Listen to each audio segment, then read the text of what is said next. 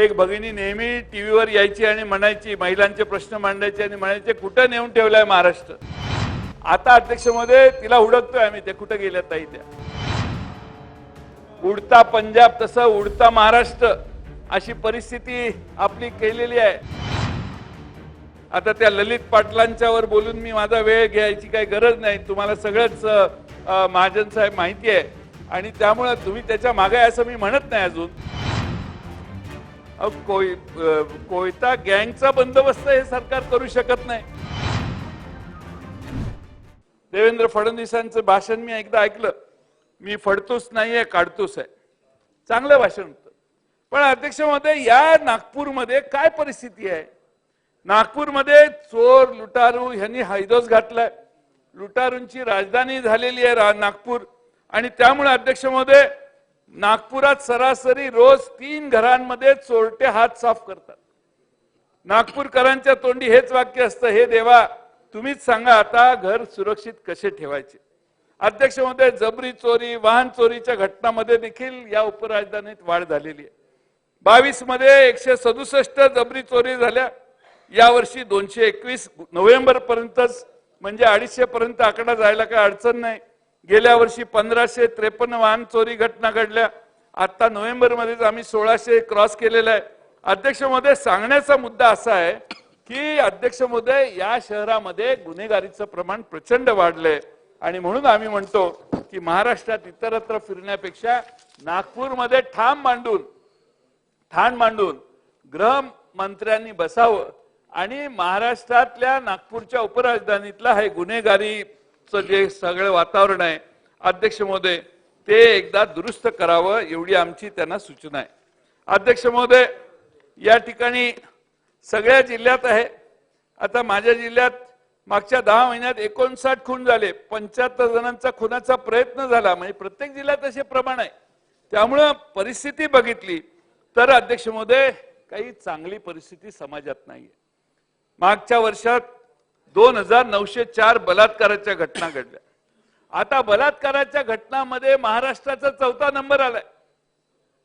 म्हणजे तो अजून ह्यांचं राज्य कंटिन्यू राहिलं तर पहिला नंबर यायला फार वेळ लागणार नाही. त्यामुळे 4थ्या नंबरला आमचं राज्य बलात्काराच्या घटनात आम्ही पोहोचवलं. खुनाच्या घटनांमध्ये देखील अध्यक्ष महोदय महाराष्ट्र 3ऱ्या क्रमांकावर गेलेला आहे. आणि अध्यक्ष महोदय जळगाव मधली घटना, 8 वर्षाच्या मुलीची निगृणपणाने हत्या करण्यात आली. जुलै महिन्यात एरंडोल येथील वसतिगृहामध्ये 5 अल्पवयीन मुलींचे लैंगिक शोषण झाले.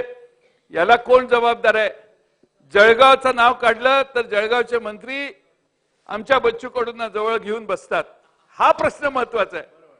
बच्चू कडूंना अधिकार द्या, बघा सगळे जळगाव कसं स्वच्छ करून टाकतील.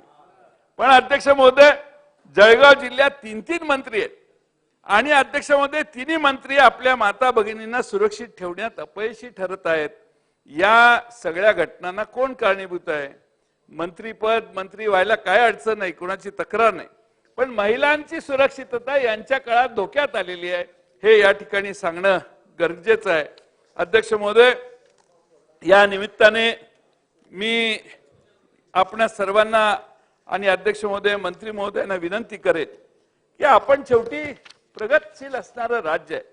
या राज्याची बेकारी एवढी मोठ्या प्रमाणात वाढलेली आहे. 10% वर आज बेकारी गेलेली आहे, ॲव्हरेज बेकारी.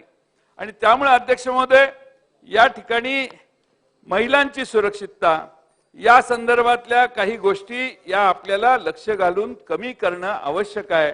महिलांच्या पॉस्कोची देखील परिस्थिती तीच आहे. 20-21 ला देखील गुन्ह्यात वाढ झाली आहे. 22 ला 964 वरून 20 सालचे आता 22 साली 1184 वर केसेस गेलेले आहेत.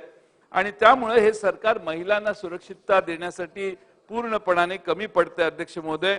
आणि त्यामुळे पोलीस डिपार्टमेंटमध्ये पोलीस भरती करण्याचं हे सरकार का टाळतं हे आम्हाला कळत नाही.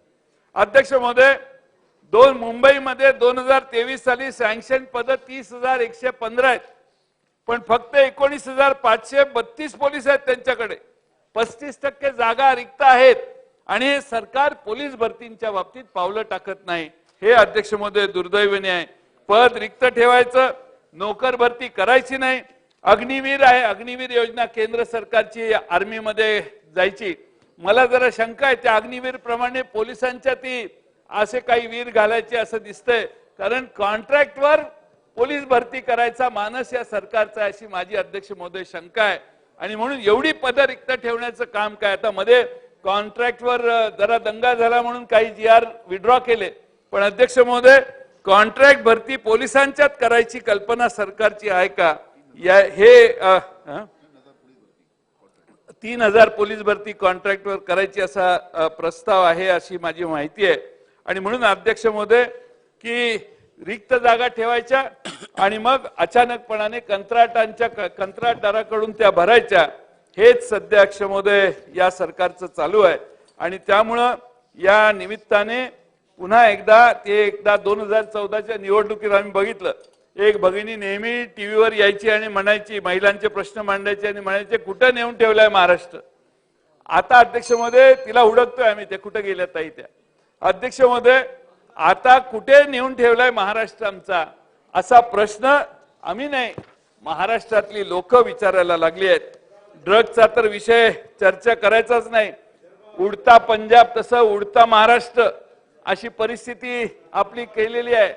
उडता महाराष्ट्र करण्याची व्यवस्था झाली आहे. कुठल्याही ठिकाणी जावा, मोठ्या शहरात जावा, ड्रग्जचं अंमली पदार्थांचं प्रमाण एवढं वाढलेलं आहे अध्यक्ष महोदय, आणि ते सगळे हप्ते देत असतात. हप्ते देत असल्यामुळे त्यांच्यावर कोणी रेड करत नाही आणि सगळे सर्रास व्यवसाय, अवैध व्यवसाय चालू करण्याचं काम हे सर्व ठिकाणी चाललंय. आता त्या ललित पाटलांच्यावर बोलून मी माझा वेळ घ्यायची काही गरज नाही, तुम्हाला सगळंच महाजन साहेब माहिती आहे.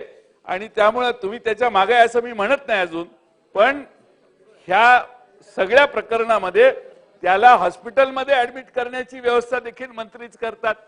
त्याला त्या हॉस्पिटलमधून पळून जाण्यासाठी व्यवस्था चालूच आहे आणि ड्रग्जचा त्या ठिकाणी फार मोठा त्याचा कारभार आहे. अध्यक्ष महोदय महाराष्ट्रात ड्रग माफियांना राजाश्रय देण्याची आता नवी प्रथा चालू झालेली आहे. म्हणजे ज्या ठिकाणी जास्त पैसे मिळतात त्या सगळ्या गुन्हेगारातल्या पद्धतींना संरक्षण देण्याचं काम हे सध्याचं सरकार करतंय. आणि म्हणून अध्यक्ष महोदय संपत आलं, शेवटचाच मुद्दा आहे. 2:15 वाजता रिप्लाय देणार आहेत माननीय गृहमंत्री. आम्ही भाषण केल्याशिवाय ते रिप्लाय कशाला देणार? आमचं भाषण झाल्याशिवाय त्यांना बोलायला स्फूर्ती मिळते, त्यांना स्फूर्ती करण्यासाठी, त्यांना गरम करण्यासाठी चालू आहे. त्यांना काय बोलायला काय राहणारच नाही अध्यक्ष महोदय. आणि म्हणून अध्यक्ष महोदय आता कोयत्याचा थरार पुण्यात एक कोयता गँग होती. कोयता गँगचा बंदोबस्त हे सरकार करू शकत नाही.